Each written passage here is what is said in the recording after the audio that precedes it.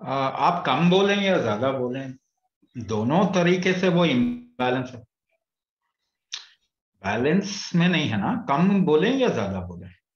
शरीर में गर्मी कम है तो भी प्रॉब्लम है, डाइजेस्ट ही नहीं कर पाएगा शरीर कुछ भी। ज्यादा है तो भी प्रॉब्लम है, आराम से रहने नहीं देगा, हाथ पांव में जलन शुरू हो जाएगा, है ना, तो भी एसिडिटी हो जाएगी, यूरिक एसिड बढ़ जाएगा। तो वो कम है या ज्यादा है, दोनों बोलने का मतलब ही है कि इम्बैलेंस है। इम्बैलेंस को अगर आप ठीक करते हैं तो ही फर्टिलिटी फैक्टर बढ़ पाएगा। इम्बैलेंस ठीक होने के बाद ही फर्टिलिटी फैक्टर बढ़ता है। कम होगा तो भी, ज्यादा होगा तो भी नहीं सही है। तो क्या कर सकते हैं, क्या इसको एड्रेस कर सकते हैं? किसी भी इम्बैलेंस को एड्रेस कर सकते हैं, मगर इम्बैलेंस को एड्रेस आप बाहर से नहीं कर सकते। बाय टेकिंग सम मेडिसिन आप इम्बैलेंसेस को एड्रेस नहीं कर सकते। Creating a balance is what you call as your body's ability. आपके शरीर की क्षमता है बैलेंस क्रिएट करना, ये अपने आप अपना बैलेंस खुद क्रिएट करता है। हमने क्या किया, इसके बैलेंस क्रिएटिंग मैकेनिज्म को वीक कर दिया।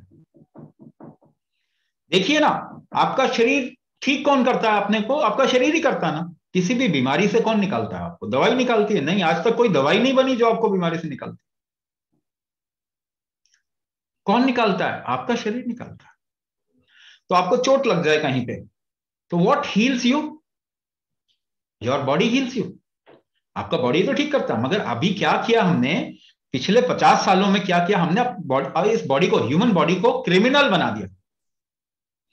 अभी जैसे फीवर आता है आपको ना, वायरल होने पे, अभी कोरोना का टाइम है ना, corona and Omicron and what not. So what happens when you get into a viral infection? The first thing is your body raises its temperature. गर्मी बढ़ाता है ना आपका शरीर। आप क्या करते हैं? पैरासिटामोल खाते हैं, उसको बढ़ाने ही नहीं देते। How will you come out of any infection if you don't allow the body to raise its temperature? है ना? फिर कहते हैं कि भाई मुझे प्रॉब्लम ज्यादा हो रही। अरे आप अपने शरीर को काम तो करने दो। वो थोड़ा ब्लड प्रेशर बढ़ाएगा, उसको पट से डाउन कर देंगे। ब्लड में अगर वेस्ट शुगर दिखाई दे रहा है जो बॉडी निकालना चाहता है, उसको निकालने नहीं देते, दवाई खा लेते हैं, है ना। थायराइड का इशू आया, थायराइड कम हो रहा है क्योंकि वो आपका प्रोटेक्टिव मैकेनिज्म। अब वो रीजन पता करने की बजाय अलग से हार्मोन खाने लग जाते हैं, थायरॉक्सिन और क्या क्या। सो कहने का मतलब है कि in the last 50 years only we have made this body into a criminal. बचपन से how many vaccine you would have taken? जैसे ही बच्चा पैदा होता है कितनी वैक्सीन लगाई जाती है उसको? सो सबसे पहली चीज वो किसको खराब करेगा? आपके शरीर में लिवर को। Because liver knows what is your food, what is not your food. कोई भी केमिकल डालेंगे सबसे पहले असर किस पे होगा? आपके लिवर पे। तो लिवर को कितने थप्पड़ मारे बचपन से? आज सबके लिवर में इशू है। आज जो लेडीज को थायराइड का इशू आता है ना, उसका मेजर रीजन है liver issue, not thyroid issue. क्योंकि आपका T4 T3 में कन्वर्ट होता है लिवर में। तो लिवर इशू बहुत ज्यादा है। हार्मोन का इंबैलेंस भी अगर हम देख रहे हैं तो ये कहीं ना कहीं लिवर के साथ में जुड़ा हुआ। नाउ इंक्रीज और डिक्रीज, आजकल तो हम ये भी कहते हैं ना, ऑटो इम्यून डिसऑर्डर। सुना है आपने ये शब्द? सुना?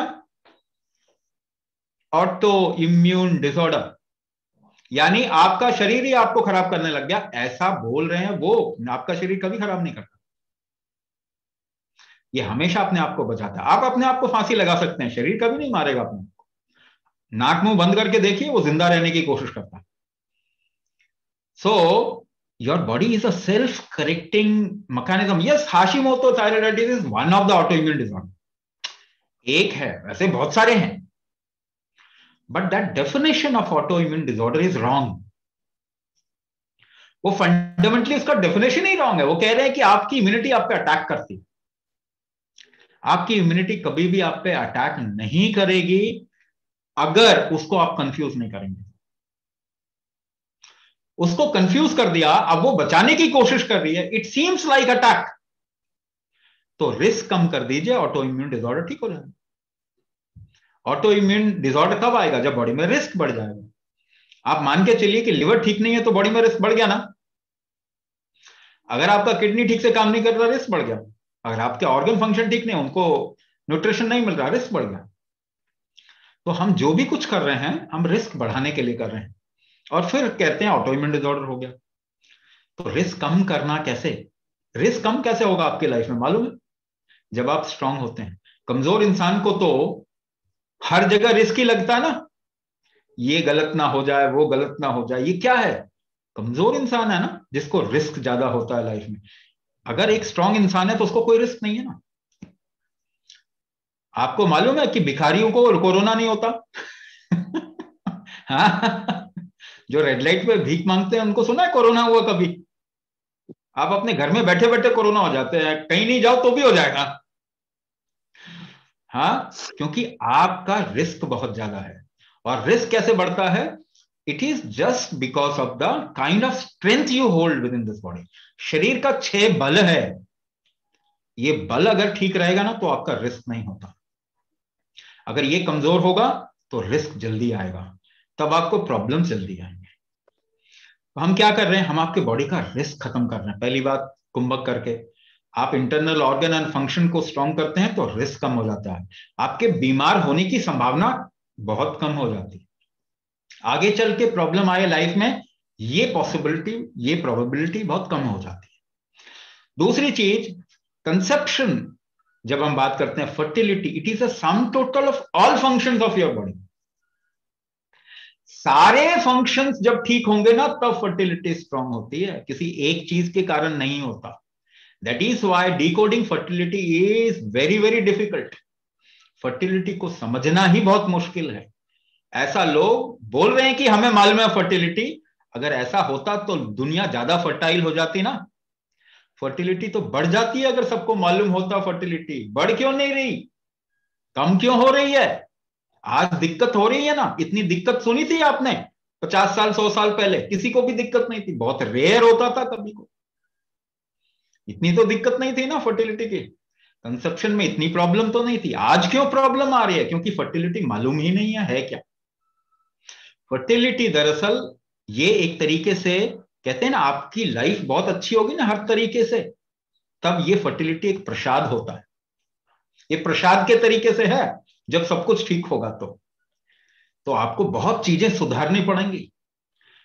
कैसे सुधारेंगे? जब कोर जो वीक हो गया है ना, उस पे हम एड्रेस कर रहे हैं, उसको स्ट्रांग करने लग जाएंगे तो बाकी चीजें कनेक्टेड होती हैं, वो सारी सुधरने लग जाती हैं। तो रूट को सुधारेंगे, जड़ को ही सुधारना शुरू करेंगे तो हर चीज पे उसका असर आ जाएगा। फर्टिलिटी आपकी 100% बढ़ेगी बढ़ेगी, मगर दवाई खा के नहीं बढ़ने वाली। ये सपना सपना है, सच्चाई नहीं है। दवाई से फर्टिलिटी नहीं बढ़ती। अच्छा भोजन अच्छी बात है, मगर आपके बॉडी का स्ट्रेंथ ही नहीं है अगर उसको एब्जॉर्ब करने का, डाइजेस्ट करने का, तो अच्छा भोजन भी लेंगे तो क्या हो जाए?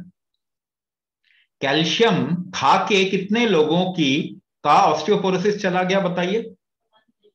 किसी का भी नहीं, किसी का भी नहीं। इसका मतलब कैल्शियम की कमी नहीं है, आपके शरीर का कैल्शियम एब्जॉर्बिंग कैपेबिलिटी कम हो गई है, स्ट्रेंथ कम हो गया कैल्शियम एब्जॉर्ब करने का। तो बाहर से कैल्शियम भी दोगे तो एब्जॉर्ब नहीं होगा, क्योंकि वो स्ट्रेंथ कम हो गया है। वो स्ट्रेंथ आप अंदर काम करके ही बढ़ा सकते हैं, बाहर से नहीं बढ़ा सकते। तो गुड फूड इज ओके, अच्छी बात है अच्छा भोजन लेना, मगर नॉट अ सोल्यूशन। एक्सरसाइज करेंगे तो शरीर पे असर आएगा, ऑर्गन पे इतना असर नहीं आएगा। अंदर ऑर्गन पे काम करना आज के टाइम पे सबसे जरूरी है। That is why it is important that you do kumbhak, strengthen your interiority, strengthen every function, every organ in the body, and you'll see fertility is a resultant of sum total of all the function and strength.